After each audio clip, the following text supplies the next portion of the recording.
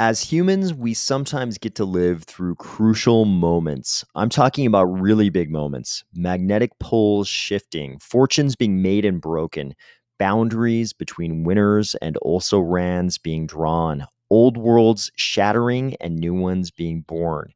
Cardano is currently at one of those crossroads that may determine our role in the future of crypto.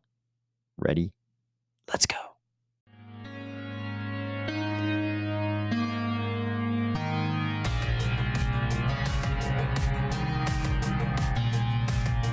Today, we're going to discuss this crucial moment for Cardano and crypto with TradFi at the gates, Congress turning up the heat on the SEC and its general counsel, and some reminders about where we are in the crypto cycle. If you always hoped that TradFi would arrive wearing slightly more clothes than this, or if you're finding value in these videos each weekday, please consider delegating to the Army of Spies stake pool, ticker AOS. The aliens have landed, and they are already occupying planet crypto. Here's the difficult part. They're never going to leave. They're going to be here forever. They are far more advanced than us in terms of assets at their disposal, political influence, pretty much everything that matters for this conversation. They are more powerful than us. There is no way for us to repel them. There is no way for us to make them leave planet crypto. We are now under occupation. Unfortunately, that is the case. And this was always going to happen. We've always all known that this was going to happen one day. Wall Street, all of traditional finance, was going to discover the great wonders of crypto, and they were going to bring their entire army into this beautiful, bountiful, plentiful valley we've all been sort of frolicking in for the last 10 years. We always knew this was going to happen. I don't think people understand yet, though, that this is not some kind of a temporary trend. Crypto, up to this point, for the last, over a decade, has been one trend after another, a succession, a parade of trends. This is not another float in the parade that will pop up this cycle and be gone the next. This is a changing of everything. This is a whole new world where all of a sudden the apex predators, the biggest animals in the ecosystem, are no longer people we know. They're no longer the Coinbases and the Binances and, name whoever you think is the biggest in crypto. Those are now tiny, tiny, tiny fish in the ocean. And there are some megalodons who are now hanging out in our lagoon. This is a whole new world. The aliens are here. Here's what they don't know yet, though. They don't know who to put on the enemy, frenemy, and friend lists. They don't know who it's going to be advantageous to be friends with and who they should oppose. As much as it turns my stomach to say this, we need to try to be on the friends list. This is our new reality. They're not going anywhere. This is like the landing of the conquistadors. There is a technological asymmetry here, not necessarily in our case. In our case, it's more like an economic power, political power asymmetry. But there's a giant asymmetry here in the things that matter at this moment in time. There's a giant asymmetry. We're not going to be able to repel their forces. We're not going to be able to resist. All of that talk, while I love it, is probably wasted energy. And I'm not saying that Cardano needs to capitulate on its values or its principles. We can keep doing exactly what we've always done in Cardano, because these aliens who've landed their craft on planet crypto, they just want to make money. That's all they care about. All they care about is making money. And there will be some bad things that come along with that, for sure. I'm not trying to downplay that at all.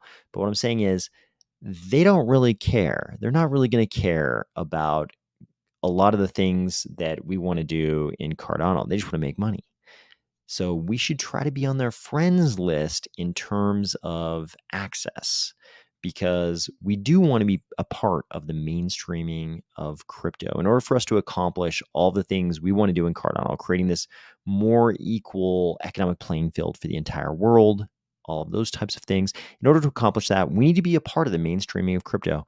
And the mainstreaming of crypto is going to happen, unfortunately, via the entry of these TradFi entities. This is what's going to happen. That's a foregone conclusion now.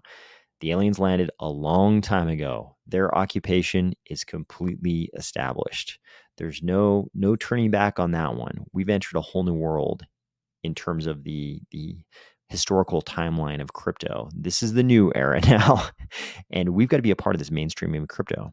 So we've got to do certain things, and I think Ada Well summed it up pretty well here. He said, pinging Cardano Foundation, Frederick Regard. It is my personal view that maintaining close lines with the groups putting together such indexes, MSCI, FTSE, Bloomberg, Market, JPM, etc., is almost the single most important thing you can focus your time on in the next year or so. I gotta say, as of now, I strongly agree with this. Will people be opposed to this? Absolutely. Will this be a little bit controversial? Absolutely. But being the realist that I am, I've got to say, I think I agree. This is how the mainstream of crypto is going to happen, and we've got to be a part of it. So I absolutely agree with Ada Well here. We've got to be friends with all of TradFi. We've got to be on the same footing as every other crypto. If we come out and we say, hey, we hate you guys, we're actually trying to destroy you guys, we'd like to disintermediate all of you, that's probably not going to get our ticket punched to get on the mainstream train here. We got to get on that train. We got to be a part of this.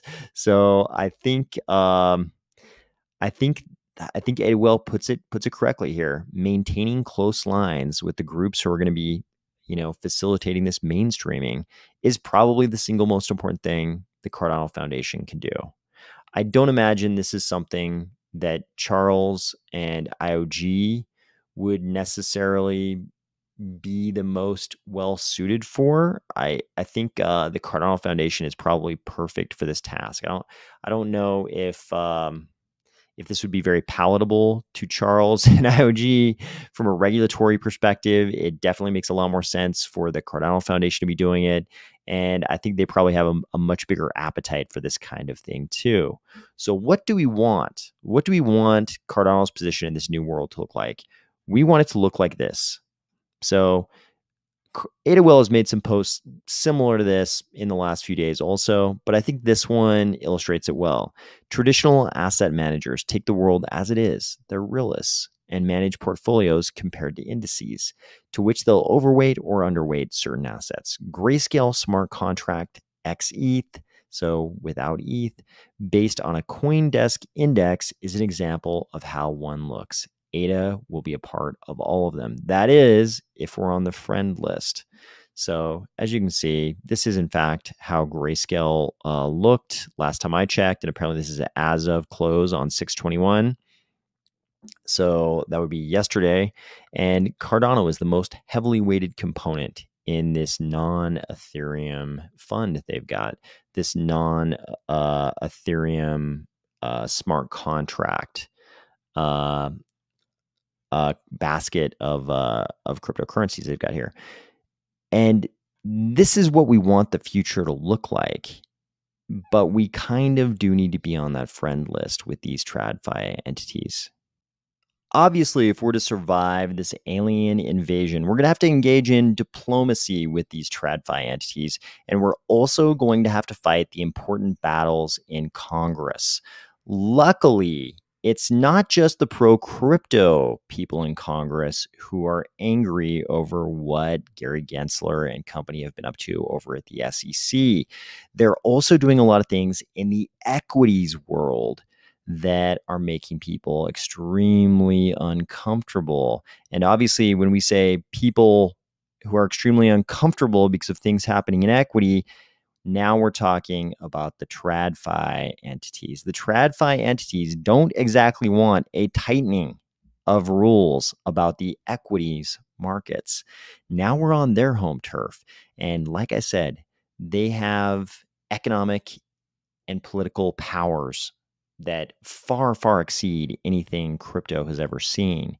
And now that Gensler is not only messing with crypto, but also with the equities markets, he's got to face the wrath of these much more powerful TradFi entities. And we're already seeing a little bit of that here. Instead of starting with one surgical proposal and observing its impacts after implementation to assess the need for additional proposals, Chair Gensler and Director Zhu have taken a wrecking ball to every corner of our current equity market structure in one fell swoop. That was Representative Ann Wagner describing something that's probably pretty familiar for all of us in crypto. But this is a different ball game. Now Gary Gensler is pissing off the TradFi guys. Even the office of the general counsel of the SEC is getting in trouble with Congress. Here, Skeletor, wearing his female bureaucrat avatar, got in big trouble for the responses coming out of the SEC to certain congressional inquiries, including furnishing hundreds of pages of public comments when Congress asked them to respond to very direct questions that, basically required information that wasn't already available in the public comments. Speaking of lawyers, you can always tell what part of the crypto cycle we're in when everybody starts suing everybody. That means everything's unwinding from the previous bull cycle and all the FOMO and all the basically bad allocation of assets that happens in crypto. Here we see the Three Arrows Capital guys, Kyle Davies and Su Zhu, through their new exchange, OPNX, are actually suing Mike Dudas for defamation. So you kind of know we're deep in crypto winter when all of the lawsuits start coming out, because usually so much money is lost on the way down from those parabolic highs. We get to a certain point in the bear market and everybody just starts suing everybody. One final note on the topic of crypto cycles. Here's a little reminder from Stick with Pride, who says, I sometimes save thumbnails before they get edited or go missing. And the image in question here says Luna to 80,000 with Bitcoin as collateral. And the particular person in the image looks like they're letting you in on the biggest secret of your lifetime. I can never remember all of the thumbnails people like this put up. I can't verify whether or not this was an actual thumbnail. I don't know. But there definitely were a lot of thumbnails and a lot of messaging like this. Never forget who said things like this in the last bull cycle, because they're going to come back around in the next bull cycle and they'll be saying new things. You should judge those new things based on the things they said in the last cycle. And there were a lot of guys out there, a lot of people out there saying things just like this. Never forget. I hope you had a great week. I hope you're getting ready for a fun summer weekend, and I will talk to you soon.